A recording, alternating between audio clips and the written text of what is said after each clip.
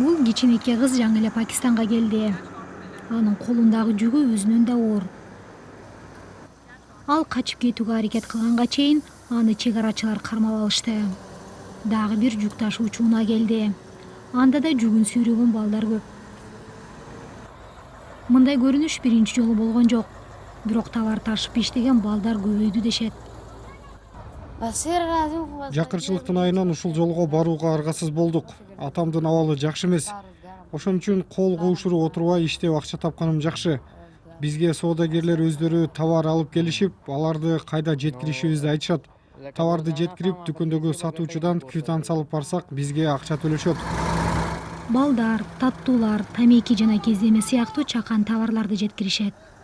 Пакистандын чек арачылары алардын коопсуздугуна тынчсызданып, аларды артка жөнөтүп турушкандыктан тынбай алардын артынан түшүшөт. Бирок балдар адатта кийинки унаада кайтып келишет.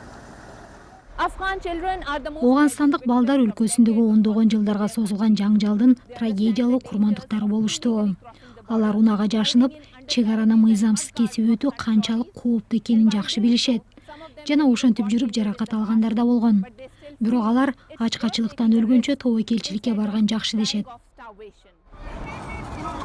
Балдардын көпчүлүгү 15 жашка жете электер. Канчалык кичине болсоң ошончо жакшы. Анткени жүк ташуучу унаанын астынан оңой батасың. Мурда бир нече жолу кырсыкка учурагандар болгон. Чек аранын аркы жагын көзөмөлдөгөн Талибан ага көп деле маани бербегендей. Мен эч качан жаракат алган эмесмин. Бирок бир жолу бир кыз кырсыкка кабылган. Ал унаанын кыймылдаткычына олтуруп алган экен. Мен ал жерге олтурбайм. Ооганстанда жумуштардын саны көбөйүүдө. Жана Пакистан чек арасын мурдагыдан да катуу көзөмөлдөп жатат. Чоңдор тиешелүү документи болсо гана чек арадан өтө алышат. Ошондуктан балдар иммиграция жана бажы кызматынан жашырып товар алып өткөндүктөн балдарды колдонушат.